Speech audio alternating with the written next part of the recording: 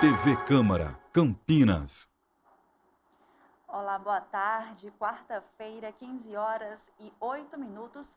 Começamos mais uma transmissão ao vivo aqui direto da sala de reuniões da Câmara Municipal de Campinas. Hoje vamos ter início a quarta reunião da Comissão Especial de Estudos com a finalidade de propor intervenções, projetos e obras e políticas públicas para o combate de alagamentos e enchentes em pontos críticos de Campinas, principalmente na região da Avenida Orozimbo Maia e Princesa do Oeste.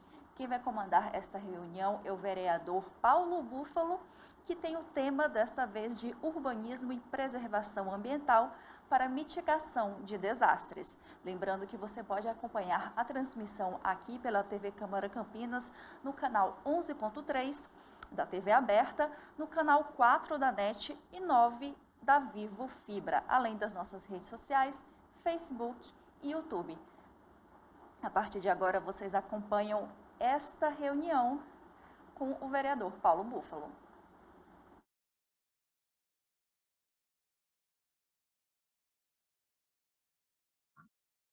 Boa tarde a todos e todas. Quero cumprimentar aqui os nossos convidados, cumprimentar você que nos acompanha pelas redes sociais, pela TV Câmara Campinas, e dizer que propusemos essa comissão especial de estudos, como já foi dito, olhando para a cidade de Campinas e para o país, sob fortes chuvas nos últimos períodos, e o que nós temos acompanhado, né, que estão cada vez mais intensas e frequentes. E, por isso, os desastres gerados pelo país afora, sobretudo no estado do Rio de Janeiro, nos chamou a atenção a pensarmos a nossa cidade. Por isso, a ideia de refletir sobre projetos, obras e também políticas públicas para a redução dos impactos dessas chuvaradas todas.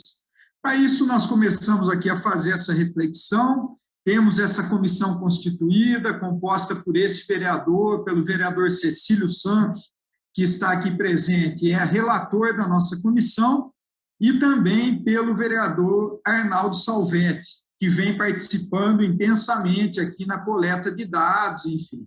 Hoje nós vamos, então, ter esse tema urbanismo e preservação ambiental para a mitigação de desastres socioambientais, pensando experiências locais, nacionais e internacionais para mitigação, para redução dos impactos, né, desses efeitos das mudanças climáticas. Então, já quero agradecer a nossa convidada de hoje, que é a Ângela Podonski, ambientalista, presidenta da ONG APAVIVA.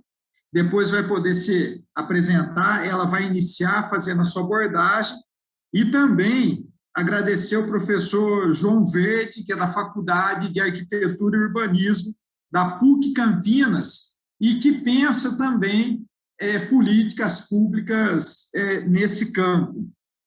Vou aqui, antes de passar ao nosso convidado e convidada, abrir aqui para uma saudação do vereador Cecílio Santos, que é o relator da nossa comissão, que depois também, depois das exposições, vai fazer as suas considerações, os seus questionamentos. Vereador, tem a palavra.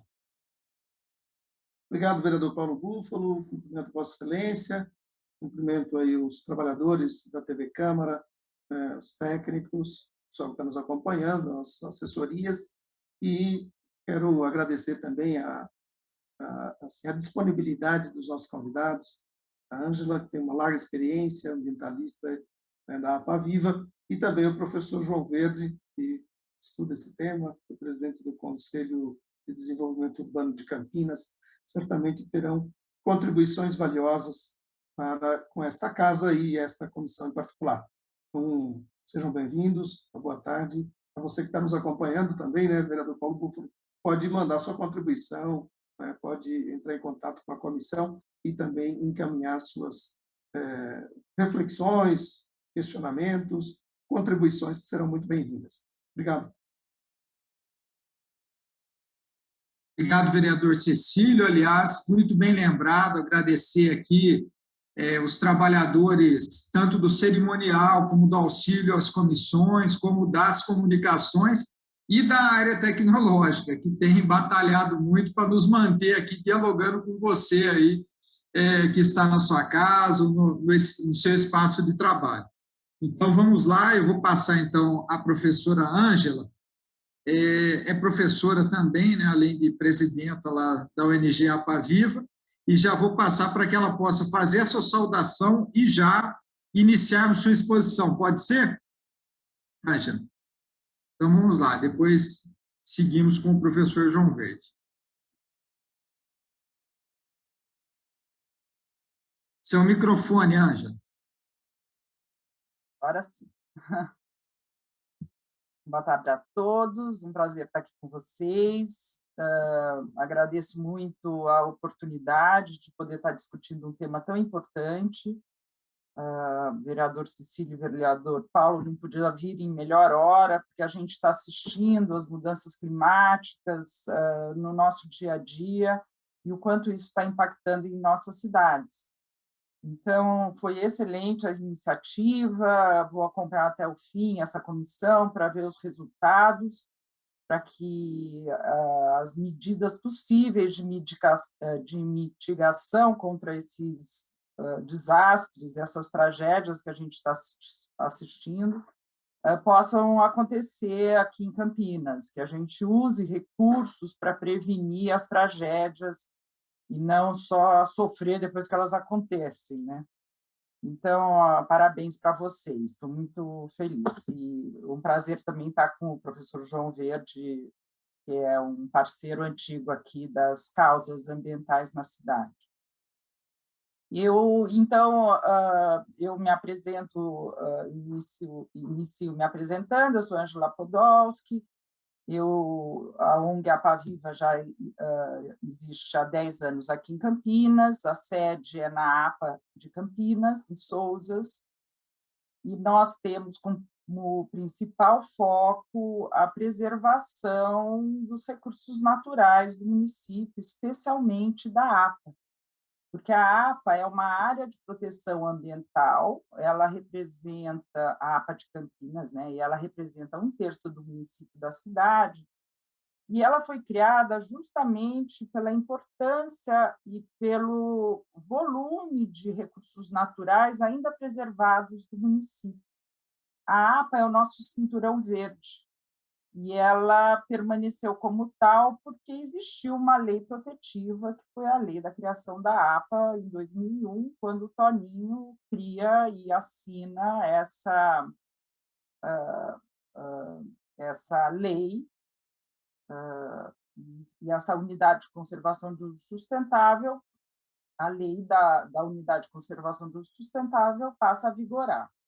Então, a militância da Apaviva, a minha militância particular, vem desse movimento de conservar as florestas que já existem, porque as florestas protegem o nosso recurso, as nossas águas, e nos protegem também dos volumes de água, enfim, os benefícios são imensos. A floresta ela é responsável pela água limpa e pelo ar puro que nós respiramos. Então, eu comecei a militar voltado para proteger esses 54 fragmentos de Mata Atlântica que ainda existem em Campinas, e tudo que ameaça esses fragmentos, a gente levanta a bandeira vermelha e vai para a luta. Então, não preciso dizer que o assunto dessa comissão está diretamente relacionado com o desmatamento e com a ocupação irregular das APPs. Muita gente confunde a APA com APP. A APA é uma unidade de conservação e a APP é uma área de preservação permanente, que é uma sigla que representa tudo que precisa ser protegido permanentemente para que exista equilíbrio na natureza. A APP é uma figura jurídica que foi criada no Código Florestal, ela é protegida por lei do Código Florestal, e eu vou até ler aqui só rapidamente, porque é importante a gente ouvir, porque isso todo mundo sabe, mas parece que ninguém lembra, né? Então, as APPs foram instituídas pelo Código Florestal e consistem em espaços territoriais legalmente protegidos, ambientalmente frágeis e vulneráveis, podendo ser públicos ou privados, urbanos ou rurais, cobertas ou não por vegetação nativa. Entre as diversas funções ou serviços ambientais prestados pela APP em meio urbano, vale mencionar a proteção do solo, prevenindo a ocorrência de desastres naturais associados à ocupação inadequada e encostas e topos de morro. Então, o que eu gostaria de iniciar a minha abordagem falando é que a gente hoje tem uma ocupação urbana já constituída em várias áreas de APP, que foram assim que foram constituídas as cidades, a gente não pode transformar o que vem lá de trás, mas, a partir de agora, a gente precisa ter critérios para a ocupação desses territórios. E, cada vez mais, entender que a preservação e o formato natural dessas áreas é fundamental para conter os desastres naturais. Então, Robenildo, se você puder pôr a primeira foto que eu te mandei, daí eu já sigo a partir daí. Tá. Enquanto nós vamos colocando aqui a apresentação, eu vou pedir para você aumentar um pouquinho o volume do seu microfone. Eu acho que eu vou me aproximar, porque eu estou no computador, Isso. o microfone é no computador. Bom, aí. Então, vamos lá. Melhorou. Esse mapa é o mapa do município de Campinas e das nossas bacias hidrográficas. Eu acho incrível a ideia que o Toninho tinha lá atrás de desenvolver políticas públicas para desenvolvimento urbano a partir das nossas bacias hidrográficas. Mas isso até hoje não foi feito, e eu acho que esses estudos que vocês estão desenvolvendo podem até culminar nisso. Hoje, a gente tem a parte vermelha, que é a bacia do Anhumas, a principal ocupação urbana. O João vai poder, eu acho, falar melhor sobre isso. E os extremos é a bacia do Capivari, Capivari ao sul do estado, e Atibaia e Jaguari ao norte do estado, não, do município. Não é à toa que foram criadas duas APAs nessas regiões. Então, hoje, a gente tem a APA Campo Grande, que está na bacia do Jaguari, e a APA Campinas, que é onde eu vou focar a minha explanação, porque é onde eu conheço mais, é onde eu tenho militado mais. A APA Campo Grande, ela é tão importante quanto a APA de Campinas, apesar de ser uma APA menor, porque a gente parte do princípio que tem que preservar as nossas águas. As águas, os recursos naturais têm que ser preservados. E tanto lá como aqui na APA de Campinas, o que a gente tem visto é uma ocupação descontrolada do avanço imobiliário. Então, é responsabilidade de quem? Isso óbvio que a gente sabe que é da prefeitura. O que nós recebemos de denúncias, eu faço parte do Condeno, de ocupação irregular dentro da APA Campo Grande é uma coisa escandalosa. E a fiscalização da Secretaria do Verde é pífia. Óbvio que, enquanto não houver rigidez com relação à fiscalização desses avanços e ocupações irregulares em áreas que deveriam estar sendo preservadas, eu estou dizendo especialmente da APA Campo Grande, porque eu conheço a área, a gente vai continuar tendo essas desastres ambientais sem parar. Quer dizer, se a APA foi criada, se existe uma pessoa jurídica protegendo esse território, isso tem que ser fiscalizado, monitorado e cuidado. Eu entendo que a gente tem uma legislação muito competente e completa. Além de toda a legislação ambiental para proteger essas APPs, existem as leis das APAs, a APA Campo Grande sendo constituída agora e a APA Campinas, que já aconteceu. Esse segundo slide mostra bem o município de Campinas. Para mim, ele está um pouquinho cortado, não sei se está para vocês, e o motivo da criação da APA de Campinas. Você acha que um território, a APA de Campinas fica Não, pode voltar um pouquinho, Robenildo. Espera aí, eu só queria falar da hidrografia da APA. Você consegue mostrar de novo? Aí. Um território com essa hidrografia, você acha que pode ser ocupado por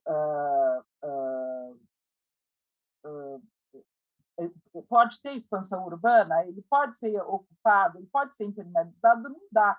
Porque tem uma nascente, tem 2.500 nascentes, ribeirões para todos os lados. Então, aqui fica claro o motivo da criação da APA de Campinas, que é essa região com essa densidade de rios aflorados, além das bacias subterrâneas, e que a vocação dela é abastecer de água o nosso município. Então, eu gosto muito de mostrar essa imagem para as pessoas terem consciência da importância da água e da importância de não ocupar áreas que naturalmente têm rios e ribeirões aflorados. É uma região montanhosa também, que tem as duas bacias hidrográficas, porque à esquerda é o rio Atibaia e à direita é o rio Jaguari, e a gente tem uma série de morros no centro da APA de Campinas. Pode passar outro slide. Aí é o resultado do plano de manejo da APA de Campinas e o zoneamento ambiental. Então, o estudo do plano de manejo foi muito bem feito e ele gera uma ideia do que é o território e por que ele precisa ser preservado. A área rosa, por exemplo, é um tipo de solo, eles chamam de solo de matacão, porque é aquelas rochas afloradas. Quem já veio para Sousa e Joaquim Egídio viu muito dessa paisagem. É um solo muito frágil. Se entra um loteamento e ocupa uma área dessa, é óbvio que vai ter desmoronamento, se isso não for feito com muito cuidado. Então, a preocupação principal da ocupação da área rural da APA é o adensamento urbano. Então, a gente briga, luta, esperneia para que não haja expansão urbana na APA de Campinas, justamente por causa desse solo frágil. A área verde é uma área de proteção de biodiversidade, como todo mundo deve saber, a gente ainda tem a presença de lobo-guará, onça-parda, os animais. Tá a floresta mais importante, que é a Mata Ribeirão Cachoeira, nessa área verde, da onde se pretende ligar os corredores ecológicos, fazer a ligação com os corredores ecológicos desses 54 fragmentos de Mata Atlântica que já existiam. E embaixo, nessa área azul, é justamente onde tem intersecção com o assunto da comissão. É a área de manancial. Ela é uma zona, na verdade, isso é zoneamento, né? É zona de conservação de manancial, essa área azul, é o nome oficial dela. Ela foi criada porque o extremo sul da APA é o rio Atibaia. É o local onde a gente faz captação de água para o município todo, é onde está a ETA Saná. Hoje, a única, porque a ETA Capivari foi encerrada, eles pararam de fazer captação e distribuição de água a partir do rio Capivari por causa da qualidade da água do rio. Então, hoje, toda a água que Campinas consome vem dessa ETA do rio Atibaia, nessa zona de manancial. E daí, como exemplo do que não deve ser feito, desculpa, Paula, eu gostaria de trazer coisas positivas para vocês aqui hoje, mas eu não posso me furtar de levantar essa questão, porque tem a ver com todo o estudo que vocês estão fazendo. Então, eu trago uma questão aqui para ser avaliada por vocês, pelo Legislativo, que é o próximo slide. Por favor, Benito. Essa dedinho aí está sobre uma expansão urbana indesejada. O que acontece? A APA de Campinas, no slide anterior, eu esqueci até de citar, mas estava em cinza, ela tem delimitado uma área urbana de ocupação. Recentemente, iniciaram as obras de um loteamento, que está em estudo de aprovação há 20 anos, e esse loteamento, ele não só ocupa a área urbana que ele teria direito, né, que é uma área que tem legislação para ser ocupada e parcelada, e etc., mas a prefeitura aprova a expansão urbana em 30% do tamanho do loteamento para a área rural. E adivinha para onde ela se expandiu? Para cima da zona de conservação de manancial. Então, como a gente pode falar de prevenção, métodos, cuidados, até de segurança hídrica, porque impacta na captação de água do município, a própria prefeitura está aprovando loteamentos. É um loteamento de alto padrão, é um loteamento que já começou a movimentação de terra, numa área a montante do rio Atibaia, que está assoreando todo o rio, que está tendo um impacto sobre fauna gigantesco e que trará consequências, sim, para a cidade, para o distrito de Sousas, que está ajudando. A gente entende que houveram outros loteamentos que ocuparam parte do que deveria ter sido conservado, como APPs e tal. Só que hoje a gente está num momento novo, a gente está assistindo o impacto desse tipo de ocupação para as cidades. Então, a gente tem que reduzir essas ocupações. Não é possível continuar aprovando loteamento em pleno 2022, com mudanças climáticas, com a quantidade de chuva caindo de uma vez só. Porque antigamente chovia, agora tudo que tem que chover em um mês chove num dia. Então, óbvio que o impacto disso para quem mora perto dos rios e verões é gigantesco. E a gente sabe que os principais afetados é a população de baixa renda. É quem? Porque esse loteamento de alto padrão ele vai estar todo equipado para conter qualquer tipo de problema e avanço, e etc. Acontece que ele está impermeabilizando uma área que deveria ser permeável e que vai atingir os pobres que estão lá na frente. Você pode passar o próximo slide, Rubinho? É impressionante. Aqui era uma área que a APA Viva, através de um conselheiro voluntário, estava monitorando nos últimos 2 anos. Essa região é uma região que foi documentada onça parda, lobo-guará, mão pelada, gato morisco. A vida silvestre acontecia aí constantemente. É o Ribeirão Santana, que foi aterrado para passar essa rua. Essa área está ao lado de um bem tombado, que é a Mata Santana, e muito perto do rio Atibaia. Pode passar o próximo? Essa é a área que eu citei. É a terraplenagem da ETA, da estação de tratamento de água de Campinas, a terraplenagem do loteamento, que eu estou citando, e a nossa estação de tratamento de água, muito perto dela. Eu fico chocada com tudo isso, e eu trago essa questão aqui para essa comissão, porque a gente tem que arranjar métodos e mecanismos para que coisas como essa não continuem acontecendo. A APAVIVA, assim como um grupo de ONGs, já fez manifestação no Ministério Público, já houve várias tentativas de liminar, nenhuma bem-sucedida, porque são empresários importantes do município de Campinas e eles se apoiam no que eles têm. A prefeitura aprovou esse loteamento.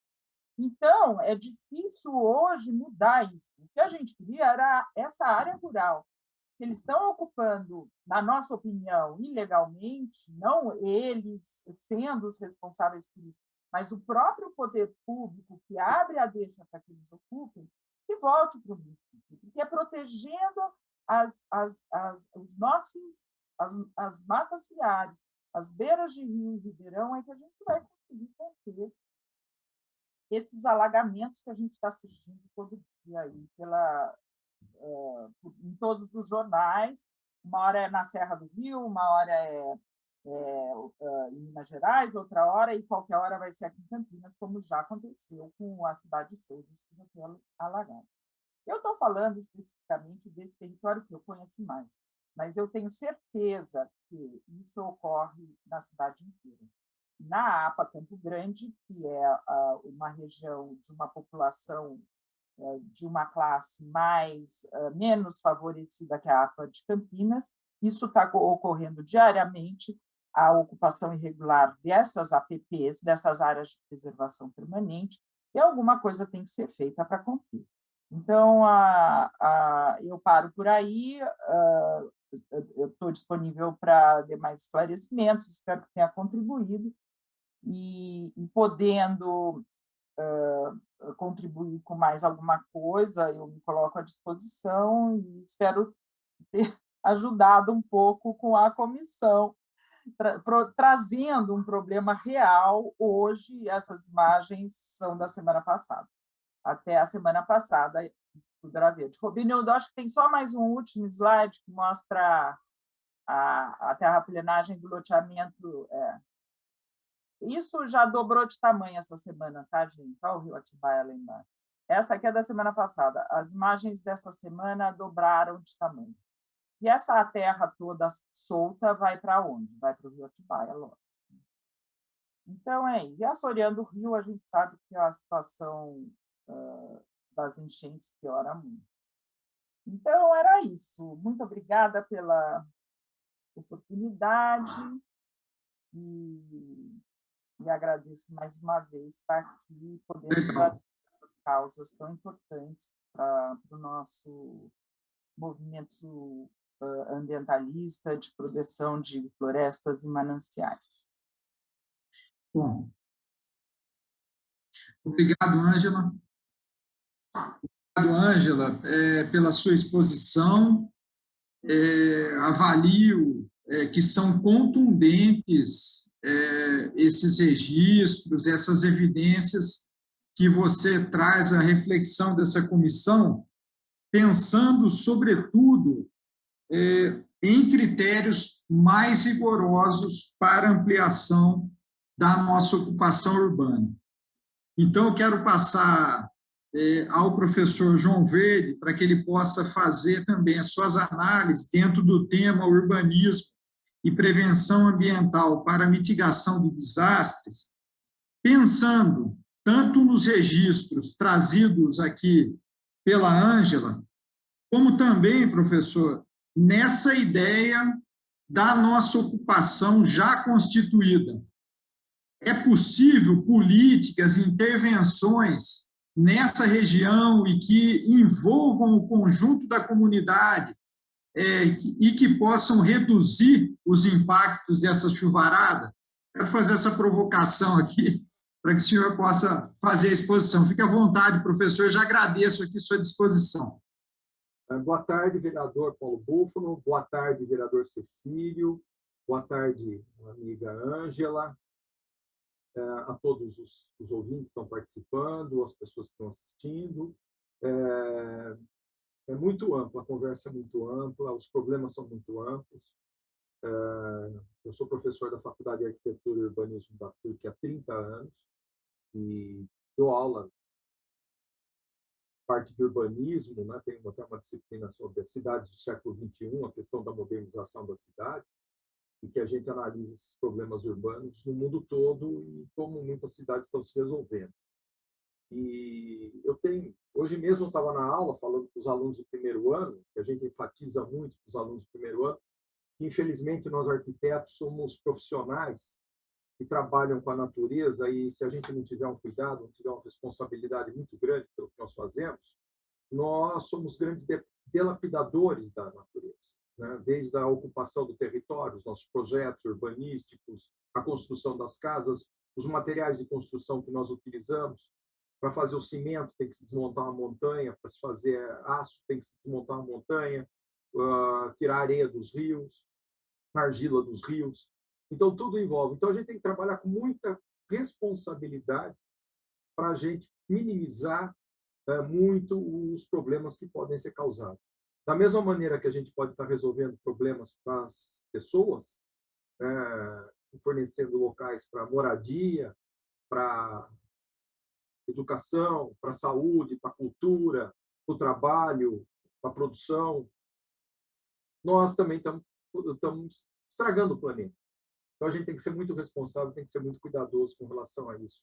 E a gente sempre enfatiza isso desde os primeiros anos da faculdade, para que a gente consiga começar a colocar essa sementinha no coração desses alunos e que nós tenhamos profissionais competentes no mercado e com muita responsabilidade social e muita responsabilidade ambiental. Eu sofro muito quando eu vejo algum ex-aluno, infelizmente, cometendo alguma gafe, algum erro de projeto. E eu penso, não foi isso que eu ensinei, né? Não foi isso que nós ensinamos na faculdade, né? Isso é uma atribuição do corpo técnico, do corpo docente do curso como um todo, da própria universidade como da faculdade de arquitetura. Eu queria enfatizar só com relação às questões que a Ângela colocou, que lá é a zona de captação de água de Campinas, né, de tratamento, de captação. Acho que a Ângela fez uma confusãozinha. O tratamento é mais em cima, do lado ali do Clube Cultura, né? Lá é onde retira-se a água do rio para poder levar para a estação de tratamento.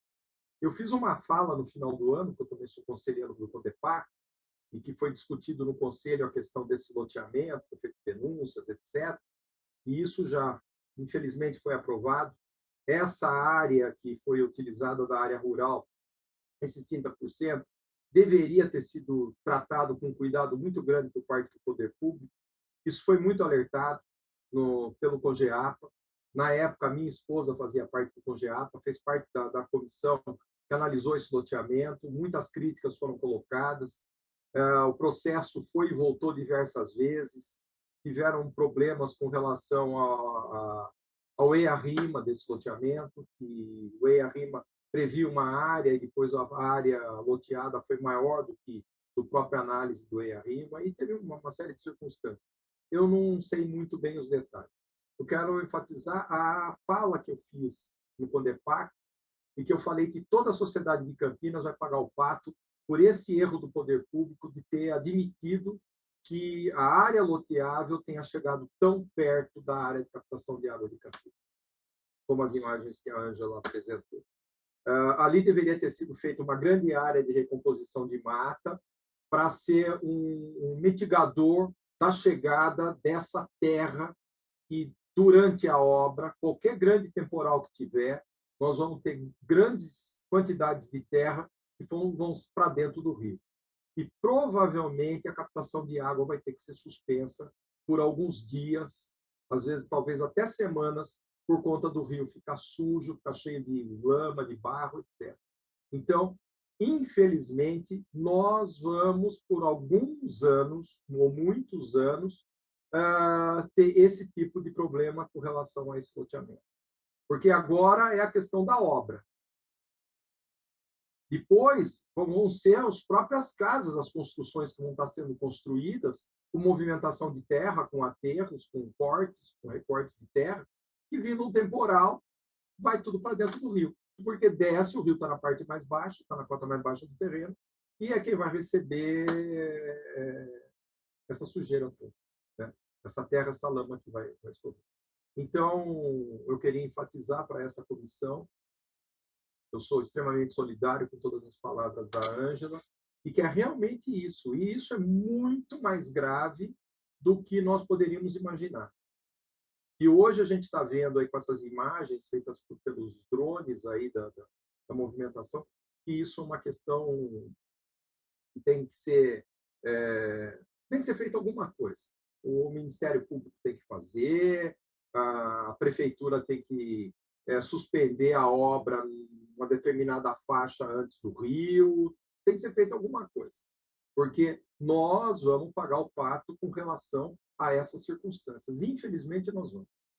Agora, eu queria me ater até a questão urbana em si, no geral, porque a questão da política urbana em todo está em discussão também a questão do anúncio da Prefeitura com relação a obras que serão feitas no córrego da Avenida Norte-Sul e no córrego da Orosibo Maia, e eu queria me ater a isso. Eu tive um professor na faculdade que me marcou muito, o professor Okid, e ele falava o seguinte, há 40 e tantos anos atrás, ele falava, a pior chuva ainda não veio.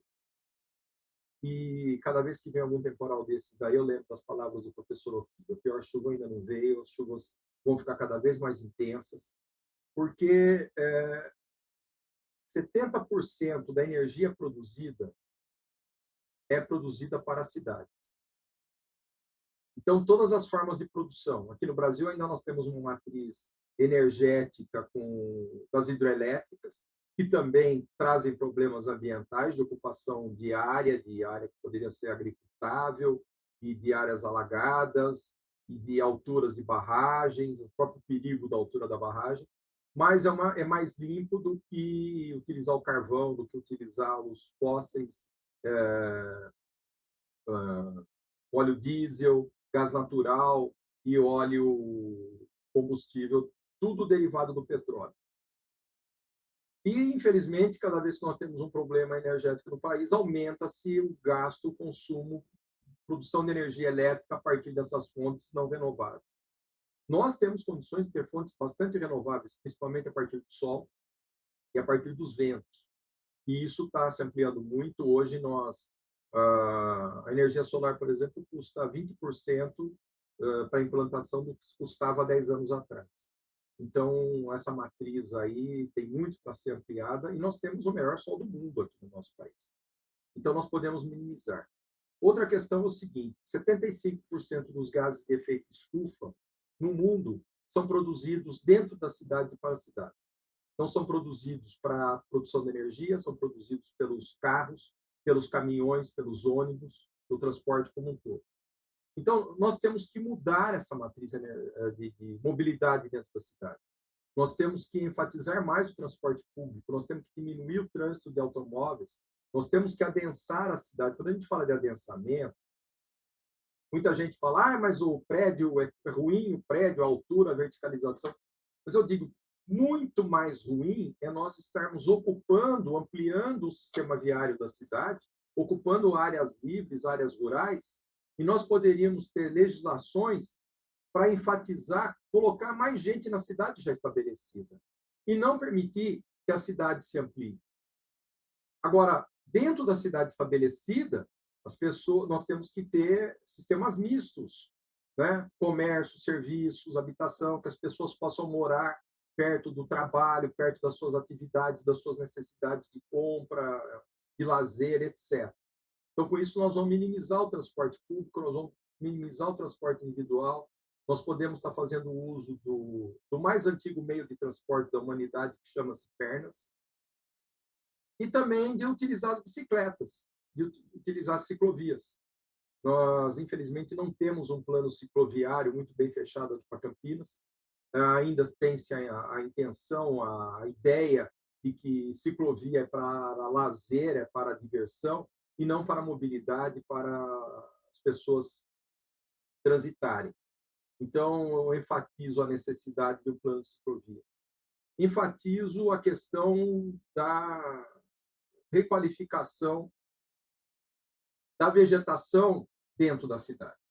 De nós trabalharmos mais arborização urbana, melhoria das nossas praças, telhados verdes, mais áreas permeáveis.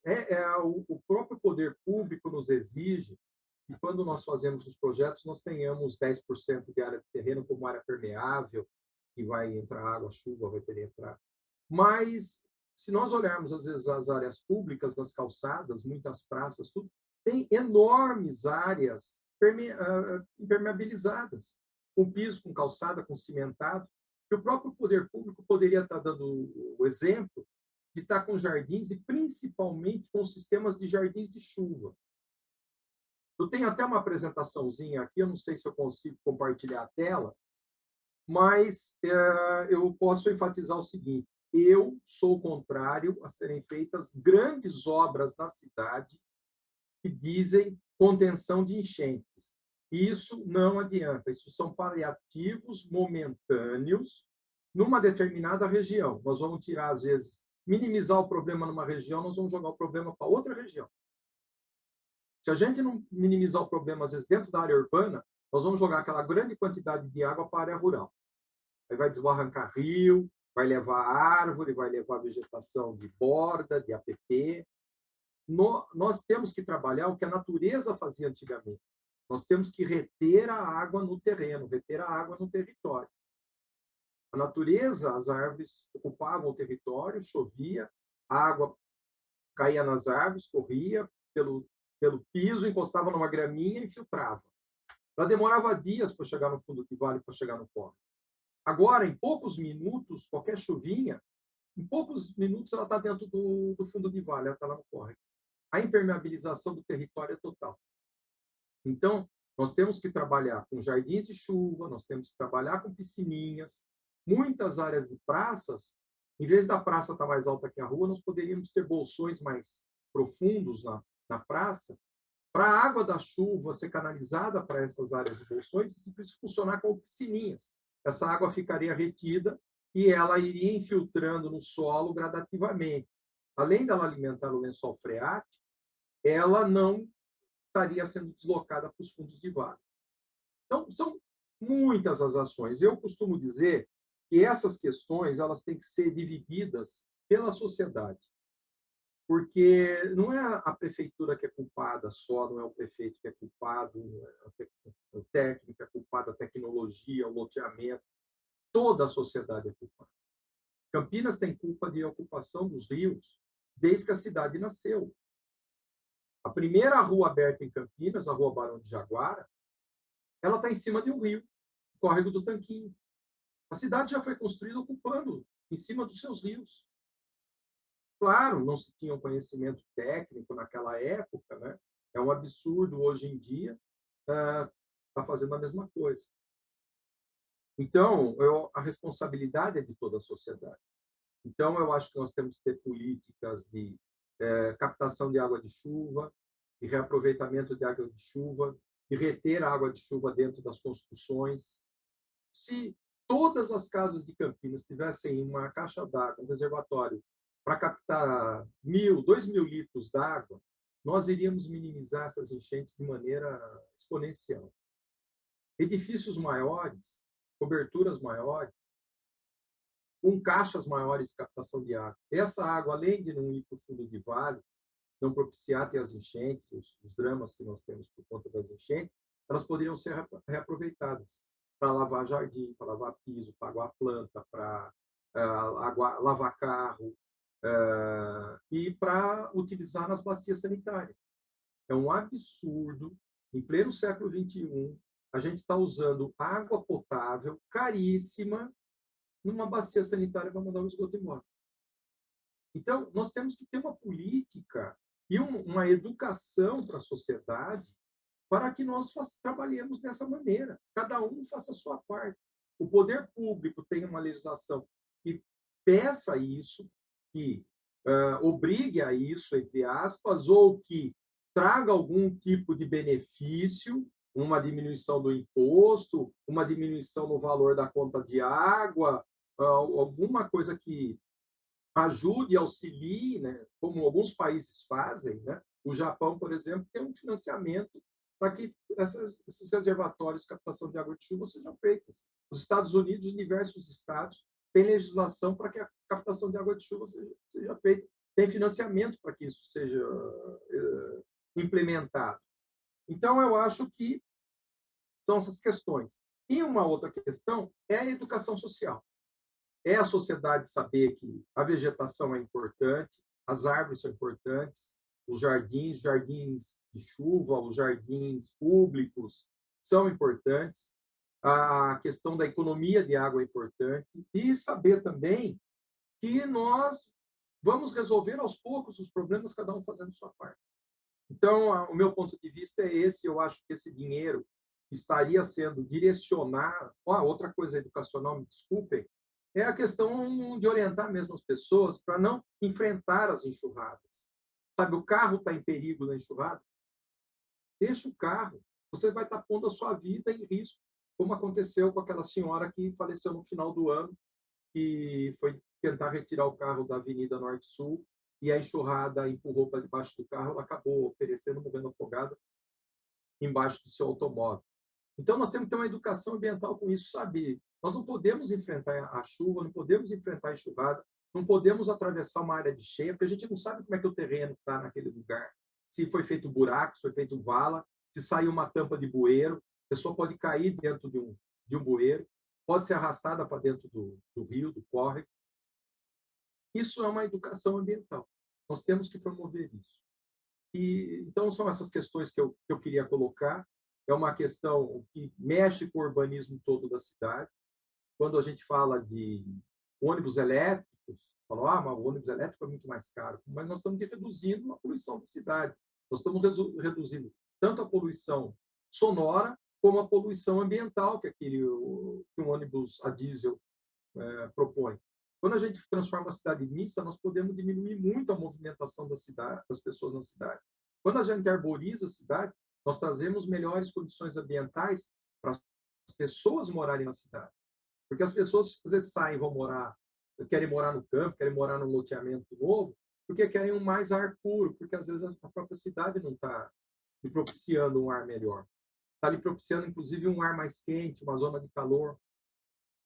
Só para vocês terem uma ideia, a zona quente em Campinas, um bairro como Cambuí ou Centro, são 3 graus de temperatura mais alto do que em Sousas. E esse calor na zona quente, que é formada pelos prédios, pelas avenidas, pelas calçadas, etc., pela falta de arborização urbana, de vegetação urbana, favorece também a formação de chuvas mais intensas e chuvas mais fortes. Então, é isso, eu me ponho à disposição para o debate, para a conversa, para os esclarecimentos e agradeço aí muito a oportunidade da gente estar mostrando as nossas ideias e cooperando com Campinas, sempre trabalhando como eu sempre falo, né, a Ângela tem muito isso, né? Quantas horas que a gente dedica da nossa vida de maneira voluntária pela cidade de Campinas. Eu tenho uma dedicação semanal enorme por Campinas. Não estou reclamando. Estou só dizendo o seguinte, que às vezes as pessoas acham que a gente está se favorecendo de alguma maneira. Não, eu estou tentando favorecer Campinas. Eu estou tentando favorecer a educação da sociedade. Da mesma maneira que eu tenho uma disciplina que eu tento formar cidadãos, pessoas que tenham responsabilidade social na cidade. Falo para meus alunos, olha, vocês vão se formar. Por favor, liguem-se a associações de bairro, associações profissionais, a partidos políticos, a organizações da igreja. Vamos trabalhar, vamos participar da organização da cidade, vamos cobrar o poder público. Não nos basta votar no prefeito, não nos basta votar no vereador. Nós temos que dar um pouco da nossa participação para o bem da cidade, para o bem da sociedade. Então, a gente trabalha nesse sentido. Vereadores aí, vereador Paulo Búfalo, vereador Cecílio, muito obrigado pela oportunidade.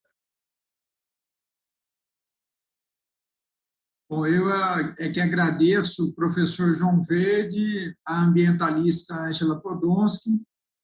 Vou pedir que vocês aguardem um minuto aí, vou passar a palavra ao vereador Cecílio Santos, que é o relator da nossa comissão, para que faça as suas considerações.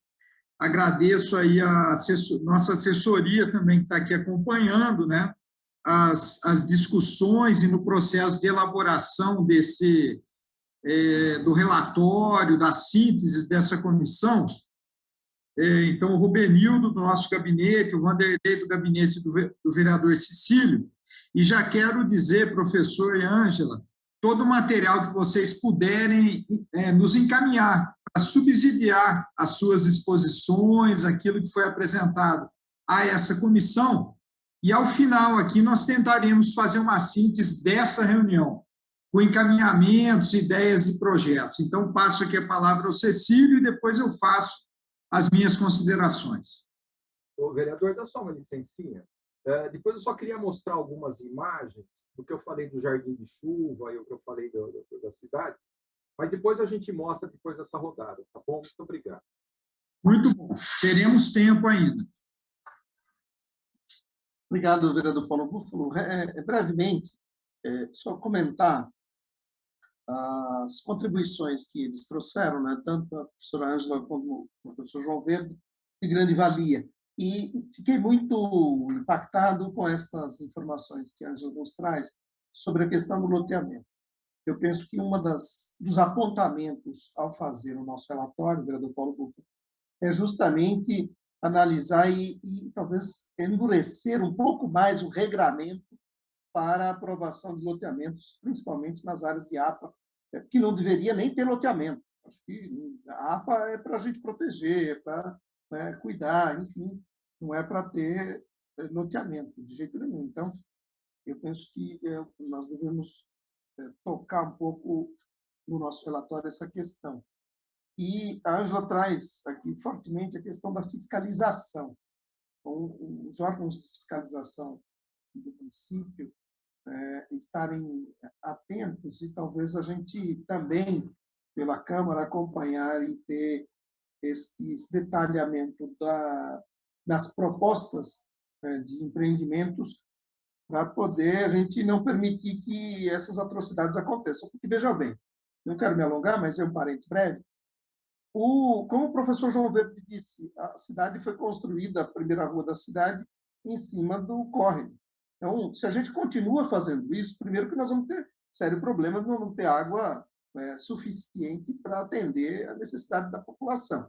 E nós vamos ter problemas constantes de inundações, como vem ocorrendo, né? Isso é um contrassenso nosso, como ser humano, como pessoas, que antigamente as cidades eram muito menor, nossa população era muito mais rural. Hoje, as cidades é cada vez mais adensadas, mais urbanizadas. Então, acho que essa é uma questão. Ainda nas informações que a Ângela nos trouxe, foi o professor João Verde que falou, das grandes obras de contenção. Aí eu queria perguntar para os dois se eles têm alguma experiência de outras formas de contenção. Porque a mim me parece, professor João Verde, que esta questão das bacias que são construídas para poder conter aquele volume de água muito forte em um dado tempo, um período muito curto, é importante. Né? Você armazena ali brevemente e depois essa água vai escoando com mais tranquilidade e, portanto, sem causar grandes danos. Né? Pelo menos essa é a perspectiva. E, inclusive, estes locais serem espaços de convivência social também. Né? Ali no entorno possa ter algum equipamento, ajardinamento que possibilite aos moradores do entorno, à população da cidade, a convivência social nesses espaços. Então, eu queria um comentário de vocês em relação a isso. E, por fim, também O professor João Verde traz muito essa questão da educação social, da educação ambiental. E a sinalização nas áreas onde estão suscetíveis à inundação. Ele comenta do zoneamento misto, e eu acho que é importante, mas não só. Aí também ele traz a questão do transporte público. Vejam o que é assim, a questão das inundações e a questão ambiental, ela é transversal, né? Ela não é específico só um estudo, uma área específica, mas todas as áreas envolvendo. E finalizo, vereador Paulo Buff, que eu acho que é uma contribuição importante, e talvez a gente possa considerar isso no relatório e apontar, né, para uma ação específica do poder público municipal na educação ambiental nas escolas municipais.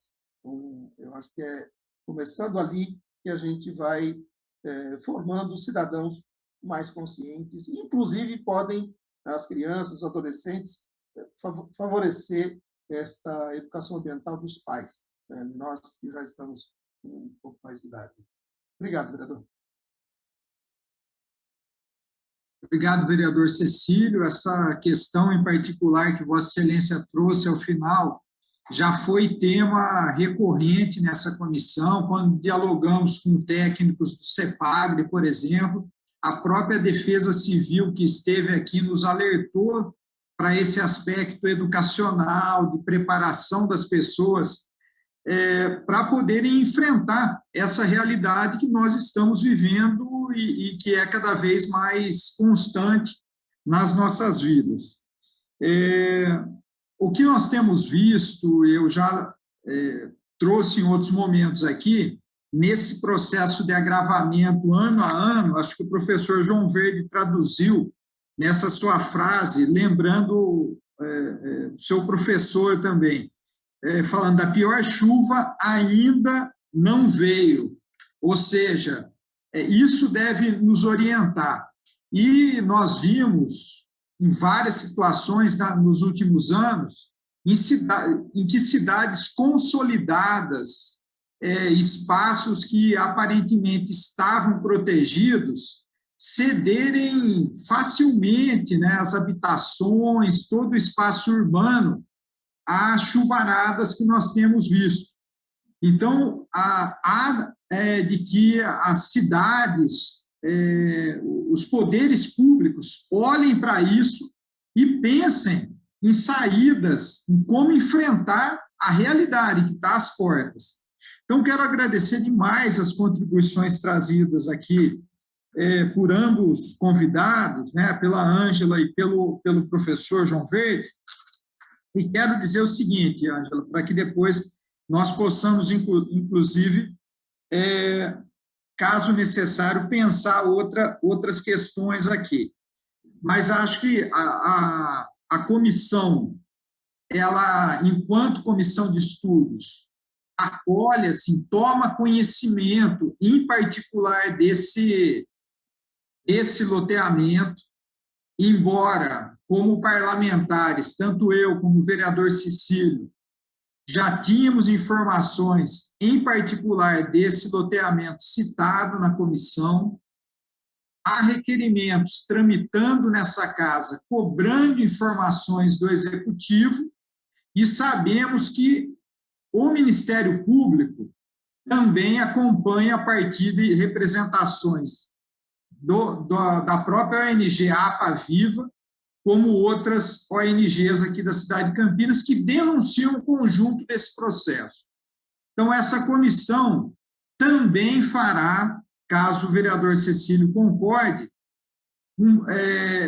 chegar a um posicionamento ao Ministério Público com esse alerta, diante desse momento que nós estamos vivendo. Então, pensamos, como o vereador relator da comissão propôs, o futuro, em aperfeiçoarmos aí a fiscalização, ampliarmos a fiscalização e também o rigor na aprovação de novos loteamentos dessa ocupação urbana, mas também tomamos uma medida efetiva nesse momento, mesmo antes de chegar ao final o trabalho dessa comissão, aportando no Ministério Público um ofício com um alerta daquilo que nós recebemos. Bom, a segunda questão que eu trago aqui, que eu vou deixar para que vocês possam comentar também, que devem conhecer várias experiências, e o professor João Verde salientou aqui questões muito relevantes, como os telhados verdes, os chamados jardins de chuva, o programa de arborização urbana, das áreas permeáveis, né? Como reverter aquela concepção que, durante um período, professor, assimilou a ideia de concretar todo o espaço de um imóvel para poder garantir limpeza. Como reverter isso nesse momento? Então, a ideia do incentivo, né, a reversão dessa impermeabilização do solo. Então, o que me parece aqui que cabe no nosso relatório, vereador Cecílio, essa ideia da indução dessa política, já que nós precisamos mobilizar as comunidades, as pessoas, né? Então, como que nós fazemos isso, se não através do incentivo do próprio município, né? Inclusive no que diz respeito ao próprio pagamento de impostos, a remissão de parte desse pagamento, mesmo que seja mínima, como forma de incentivar, de induzir políticas desse tipo. E aí, em particular, eu queria que o professor falasse um pouco mais sobre essa questão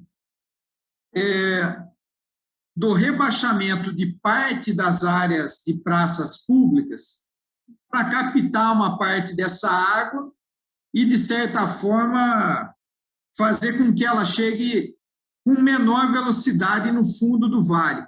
Porque o que a gente tem assistido, acho que é comum para toda a cidade, quando se tem uma urbanização da praça, de um canteiro, é a elevação do piso. Eleva para o jardim ficar protegido ali do aguaceiro que corre pelas vias, né?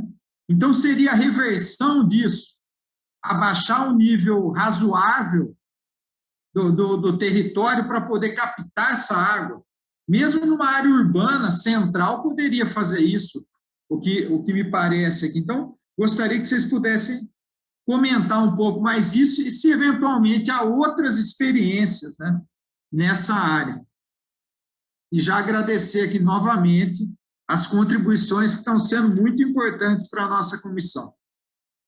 Então, passo aqui a Ângela novamente e ao professor João Verde, posteriormente.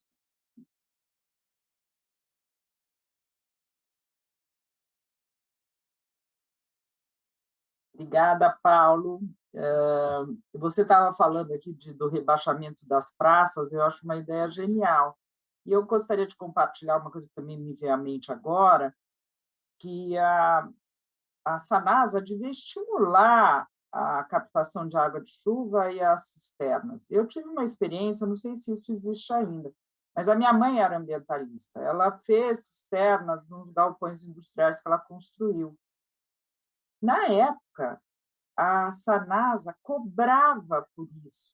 Você apresentasse no projeto cisterna, você tinha que pagar um custo extra, porque a empresa ia diminuir a arrecadação. Então, isso é política pública. Eu não sei hoje como que isso está dentro da Sanasa, mas eu acho que é um papel dessa comissão investigar como isso acontece. Porque o professor João falou de uma forma muito concreta, e eu concordo, se cada um captar 1.000, 2.000, 3.000, 5.000 litros de água numa chuvarada, se cada casa fizer isso, você vai diminuir muito a quantidade de água que vão para as ruas. Daí, voltando para o tema que eu conheço mais, viu, Cecílio, que você falou das APAs e tal, e da APA Campo Grande, a APA Campinas tem uma área urbana e uma área rural. 83% do território é rural, e essa área não pode mesmo ser transformada em urbana. Dentro da área urbana, que ocorreu esse loteamento, não é só ele, porque tem ele, que é o Santiane, e o Santana da Lapa. São 2 loteamentos que estão sendo implantados agora, mas estão em processo de licenciamento há 20 anos. E ambos se apropriaram de uma lei maluca do Chico Amaral, que já no plano diretor caiu essa lei, que hoje a Tereza pesquisa, ela fala que ela foi aprovada de uma forma totalmente irregular, mas passou pela Câmara dos Vereadores e foi aprovada, que permitia os proprietários de terra em área urbana que ampliassem até 30% da área loteável para a área rural, se fosse uma matrícula só. O que a gente viu nesses grandes loteamentos é que eles fizeram uma manobra com essa história da matrícula. A gente denunciou tudo isso para o Ministério Público, houve um inquérito civil, mas o promotor foi transferido para São Paulo. E entrou um promotor no lugar que mandou encerrar o inquérito, e agora a gente vai propor uma ação civil pública. Então, quer dizer, as ONGs e as pessoas que estão envolvidas não pararam de se movimentar, apesar do promotor passageiro, que está lá na 9ª Promotoria de Habitação, não ter sido favorável à nossa representação. E o que Ângela, me desculpe interrompê-la e me permita também, aquela solicitação que vocês fizeram para o desarquivamento ao Conselho do Ministério Público, já há uma deliberação sobre isso ou ainda não? Então, o que a gente tinha era um inquérito e a promessa do promotor que ele ia entrar com uma ação civil, o Ministério Público. E foi no momento que o Cobori mudou, foi para São Paulo. Sim. E o promotor adjunto não seguiu a mesma linha do Cobori. Então, a gente teve a péssima notícia de que o inquérito foi encerrado, e a gente não tem expectativa nenhuma que o próprio Ministério Público entre com a ação. Por isso que nós decidimos mudar e partir para uma ação civil pública da população mesmo, sabe? Não sei o nome técnico. Não sei se eu respondi, Paulo, mas é o que eu sei. Não, respondeu. Respondeu, sem dúvida. De passar, depois a nossa advogada, que domina bem essa questão, te esclarecer você ou alguém do seu gabinete. Eu sei que você está bem a par desse assunto. Mas, voltando ao que eu ia falar, uma coisa que também vocês podiam propor dentro dessa comissão é que, pelo menos dentro de APAs, ou áreas protegidas, ou perto de bens tombados, a movimentação de terra fosse limitada. Eu quis muito que fosse feito isso no plano de manejo, a Secretaria do Verde simplesmente lavou as mãos. Porque hoje é o que está acontecendo isso no Santiane, do lado do Atibaia. Só que do outro lado do rio, que é o Santana da Lapa, eles estão fazendo corte de 3 metros só para a implantação do viário. E como o João falou, isso é apenas o começo, porque cada casa, o Entre Verdes, eles movimentam 2.500 metros cúbicos de terra, eles põem terra, eles tiram terra. As coisas que passam no Conjapa é um escândalo. E tudo isso é um impacto gigantesco para os recursos hídricos. As pessoas não têm noção, de vez delas respeitarem o solo numa área que é toda drenada, que é tudo cheio de ribeirão, nascente, não sei o quê, eles querem transformar o terreno deles naquele projeto ideal de implantação da casa do milionário. Quer dizer, eles não sabem nem onde eles estão. Se houvesse uma limitação de movimentação de terra, já ia ajudar muito. E principalmente em APA.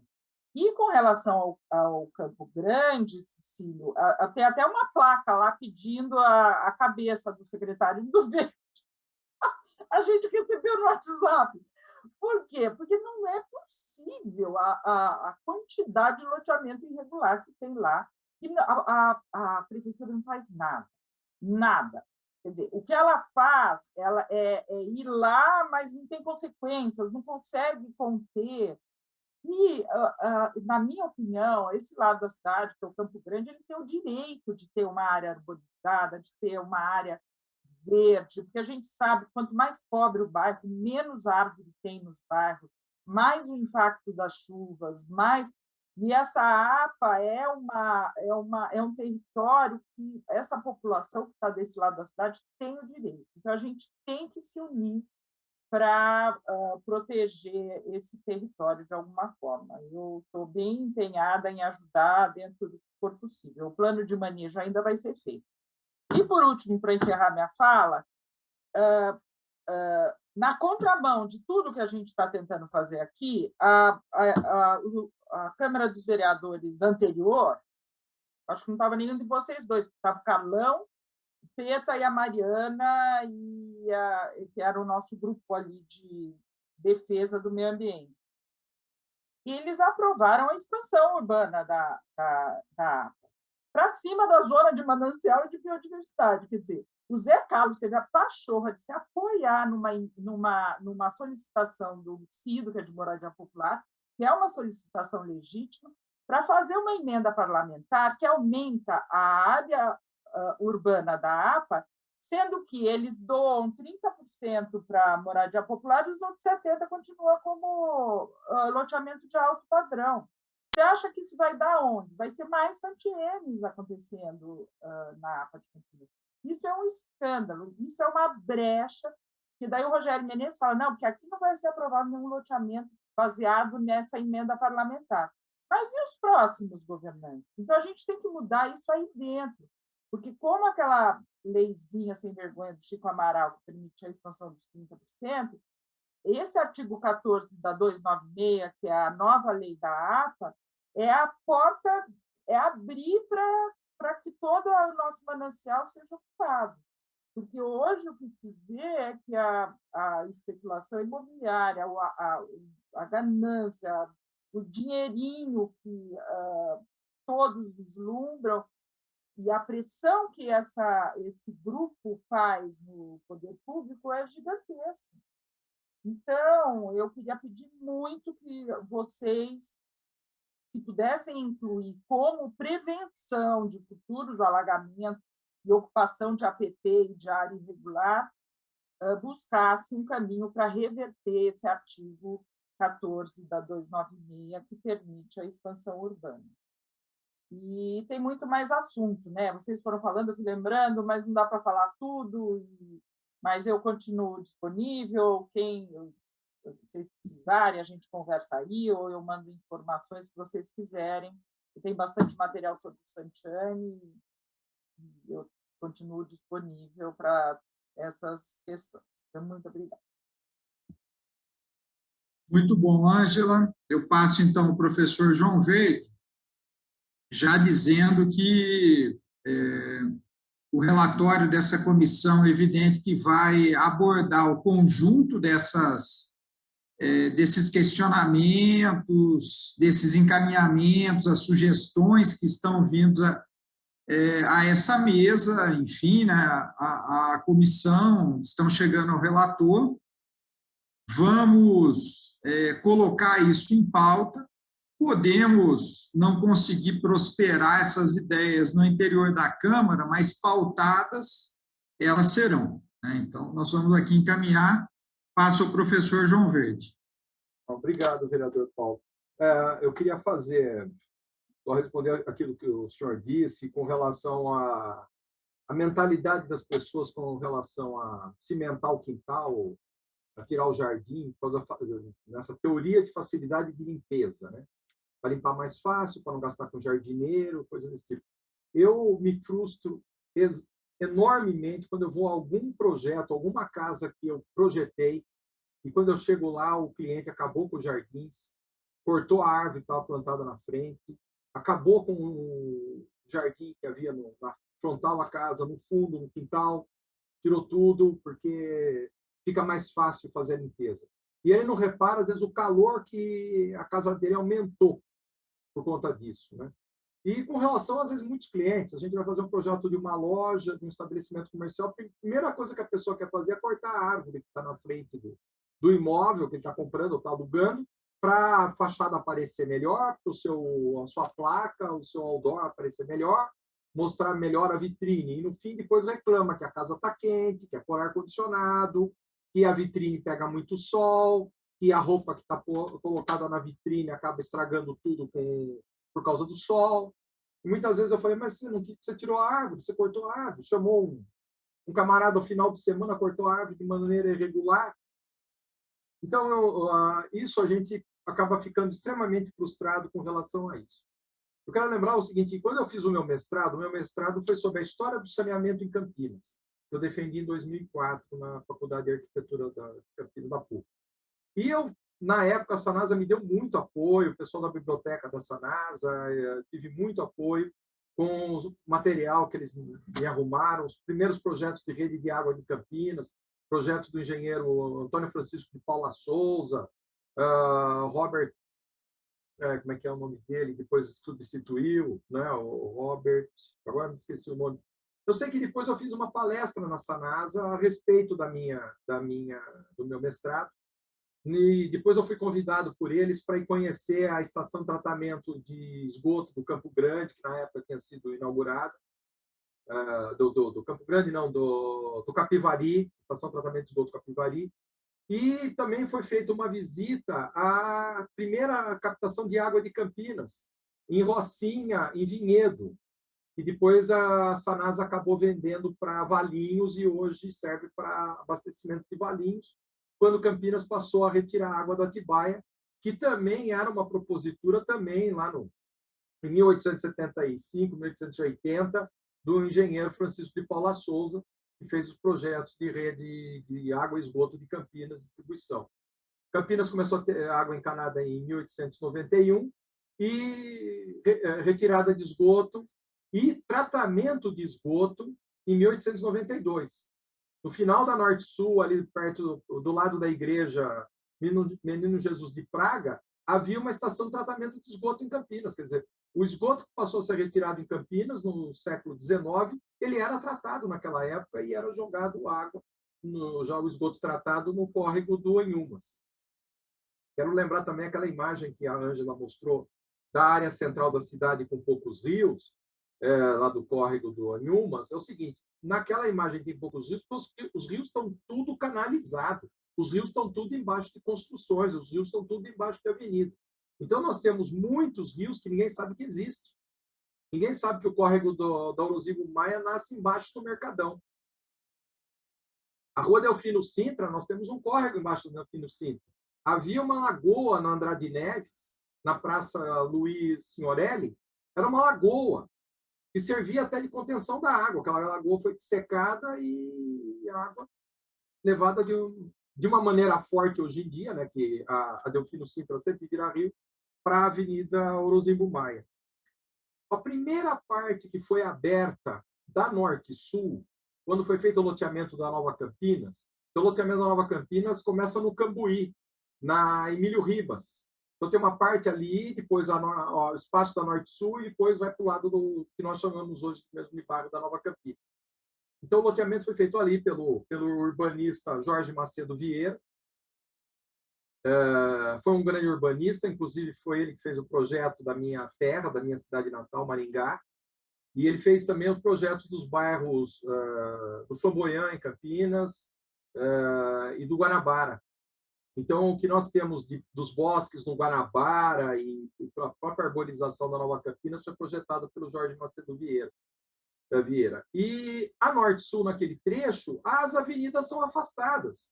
Nós temos uma grande área ali que serve de contenção de enchente, de alagamento, e que é uma área de praça, que na hora do temporal, projeto lá dos anos 40, vira um piscinão.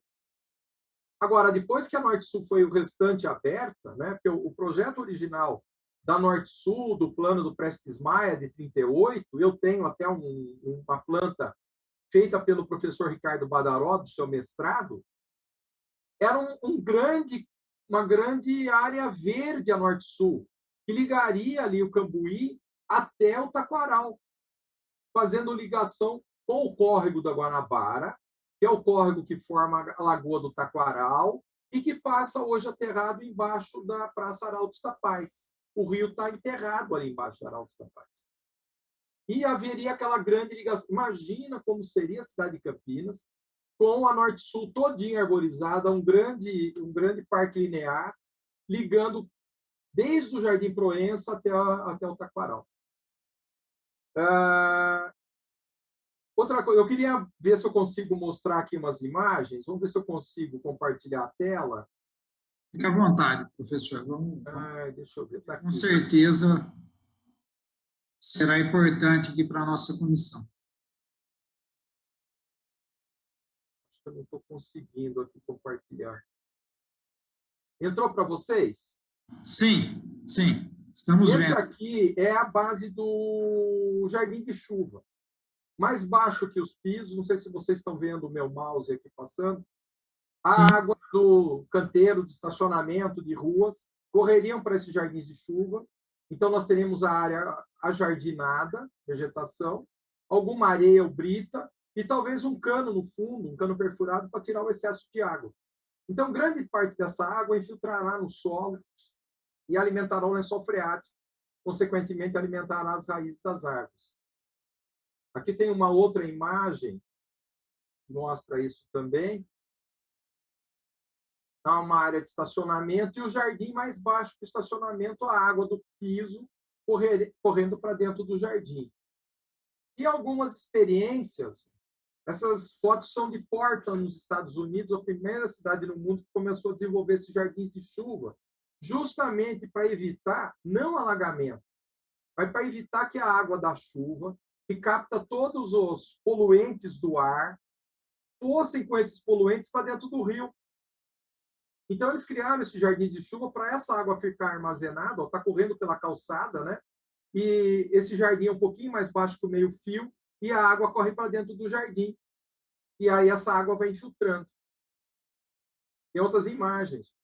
Então, se nós nos propiciarmos ter calçadas mais largas, mesmo com uma calçada de 3 metros, nós podemos ter uma faixa de 1,20 m, 1,5 m de passagem das pessoas, com qualidade, e a área do jardim.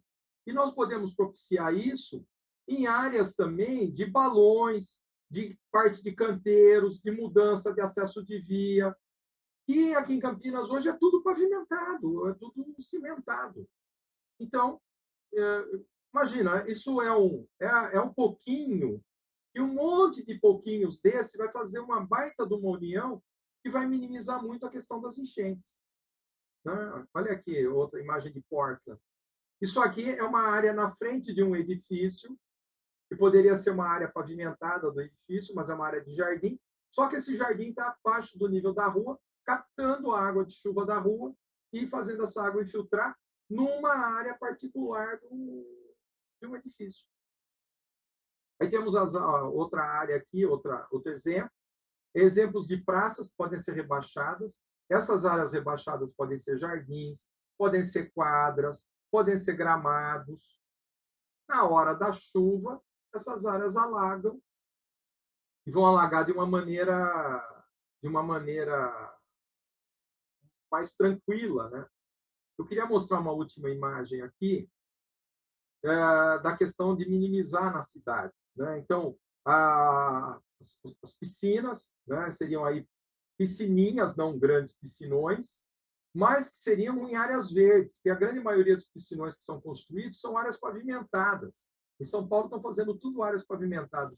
Inclusive, em São Paulo estão fazendo piscinões que recebem água de chuva, às vezes abaixo do nível do rio, quando o rio transborda, joga água no piscinão pavimentado, e depois aquela água, para ser esgotada, ela é bombeada para dentro do rio posteriormente. Quer dizer, vai gastar energia elétrica, gastar instalações com bombas, tudo para fazer isso. Aí eu esqueci de comentar do mestrado. Quando nós fizemos o passeio lá na Rocinha, estavam todo mundo de engenheiros da Sanasa no ônibus, e o Dr. Galo, que na época era diretor da Sanasa, que deu muito apoio para o meu trabalho, eu falei para ele, a gente poderia fazer um debate aqui na Sanasa, que eu estou fazendo estudos sobre aproveitamento de água de chuva.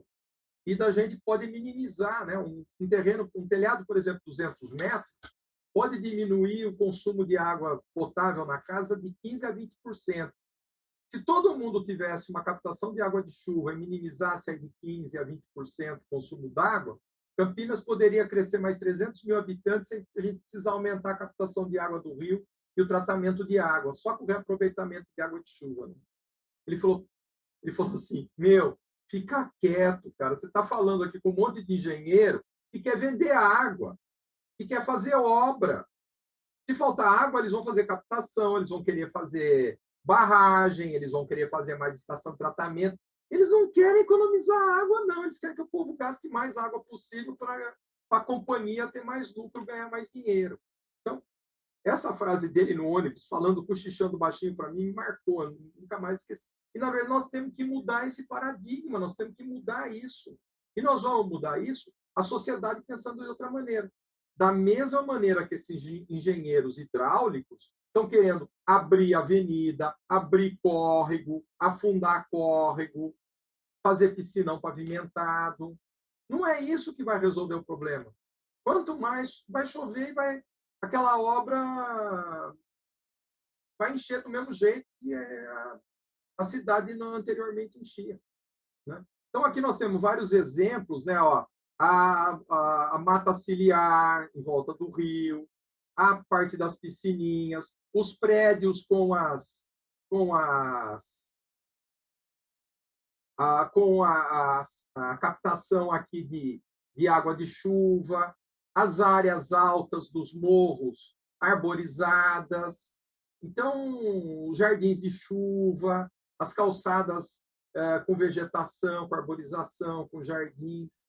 Então, a sociedade tem que abraçar isso daí, a sociedade tem que ver que essas questões são importantes. Sabe, eu estava olhando aqui até agora de pouco, havia um tucano aqui no meu jardim, tem uma amoreira aqui, está comendo as amorazinhas aqui no jardim. Gente, é maravilhoso isso, né? A gente poder ter esse tipo de benefício dentro da cidade. Eu estou no centro de Sousas, estou 300 metros do centro da cidade. Então, por quê? Porque eu tenho uma área, eu tenho mais de 40% do meu terreno arborizado aqui, com vegetação. A Ângela conhece aqui minha casa, sabe muito bem o que eu tenho, o que eu gasto por mês com limpeza, com jardim, com manutenção. Mas eu acho que eu estou fazendo um benefício para mim e um benefício para a sociedade. Aqui na minha casa é mais fresquinho, muito mais fresquinho que Campinas, e assim por diante. Então, mais ou menos, eu tenho outras contribuições aqui, eu tenho uma aula todinha sobre essa questão de consciência ecológica, que tem que ser a iniciativa dos empreendedores, as demandas, as políticas públicas, né? O cenário, né? A questão da sustentabilidade, né? As áreas suscetíveis a alagamentos, presença do lençol freático elevado. São tudo aulas que eu dou para os meus alunos. A questão da arborização, que a arborização não só capta também a poluição do ar, mas ela também propicia uma umidade relativa do ar maior, a evaporação, a transpiração dessas árvores, né?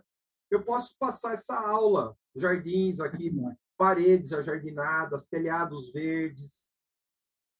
Então, captação de água de chuva, às vezes uma captação simples, de uma calha com um reservatório no próprio telhado, não precisa grandes obras, grandes gastos para se ter, às vezes, uma captação. A minha casa aqui, a captação é feita assim, é uma parte da água do telhado que vai para 2 caixas de 1.500 litros. Eu capto aqui na minha casa 3.000 litros de água que a gente usa para lavar piso, para aguar plantas, etc. Né?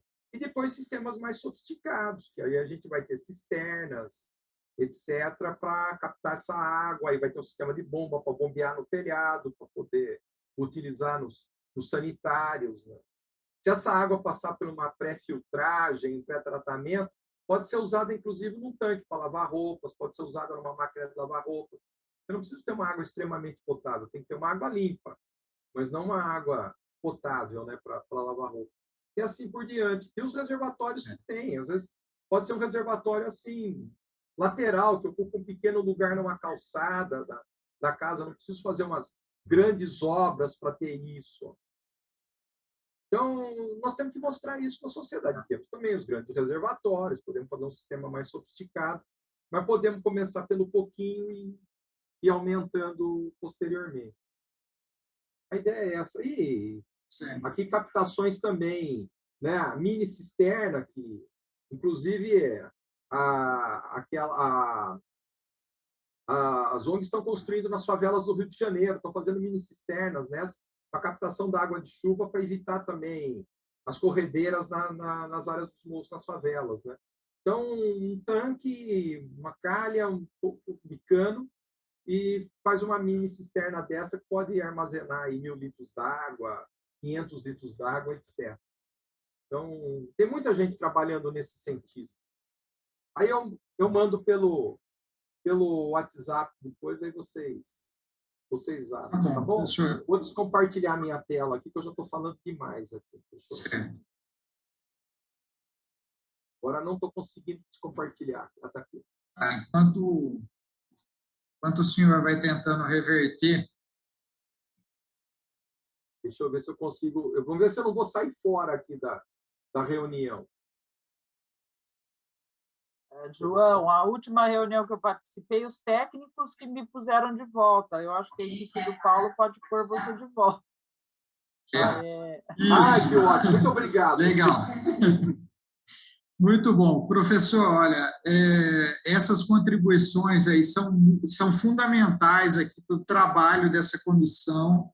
Acho que os alertas e também o conhecimento científico, de estudos aqui aprofundados, trazidos pelo senhor, pela Ângela, contribuirão demais assim, com o trabalho da comissão. O vereador Cecílio já tinha solicitado aqui, inclusive, no chat, essa disponibilização desses materiais serão muito bem-vindos aos trabalhos da comissão. Então, nós já caminhamos aqui para o final. Eu quero agradecer, vereador Cecílio. O Vossa Excelência tem algo a dizer ainda?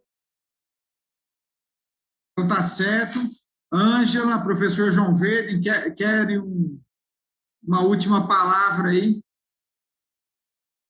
Eu acho que não, Paulo. Eu acho que o importante é os encaminhamentos e se o que vocês precisarem para fazer, né, dar continuidade a essa comissão que é excelente. É só pedir que eu estou aí disponível. Obrigada, viu? Muito bom, Ângela. Eu é que agradeço demais aqui sua presença em nome da comissão. Professor? Eu também quero agradecer muito o convite, vereador Paulo Búfalo. Quero agradecer também ao grande amigo de muitos anos, o vereador Cecílio. Colocar sempre à disposição. A gente está sempre no mesmo horário, às vezes não posso, a gente sempre pode estar auxiliando, se precisar participar de outra reunião, material que a gente possa fornecer. Estou sempre à disposição. Vamos trabalhar com relação a isso, vamos tentar melhorar não só Campinas, mas melhorar o planeta. Muito obrigado, professor. Vereador Cecílio.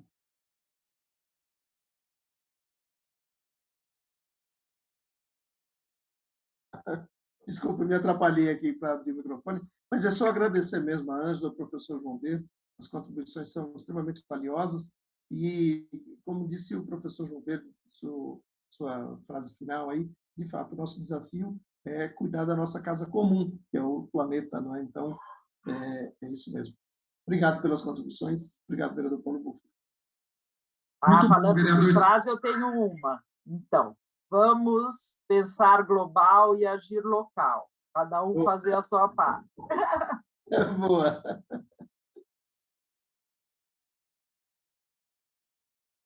Muito bom, Ângela. Então, agradeço aqui com essa última frase aqui da ambientalista Ângela Podonski. Professor João Verde, trouxeram excelentes contribuições aos trabalhos dessa comissão. Agradecer ao vereador Cecílio, que compõe a comissão, é o relator, né, responsável aí pela síntese aqui do nosso trabalho. Agradecer aqui a equipe da TV Câmara, o cerimonial, a equipe técnica, enfim, auxílio às comissões, e até a próxima aqui, reunião da nossa comissão. Muito obrigado aí pela presença de todos e todas. Encerramos aqui com a presença do vereador Paulo Búfalo, a quarta reunião da Comissão Especial de Estudos para discutir políticas públicas para a questão de enchentes e inundações na cidade.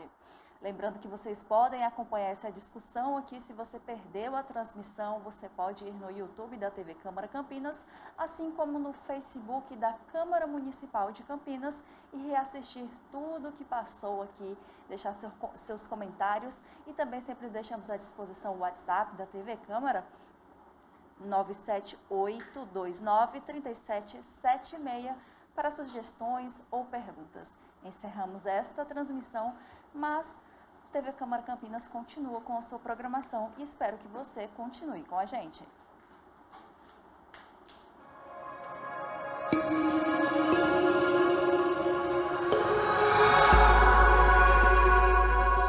TV Câmara Campinas.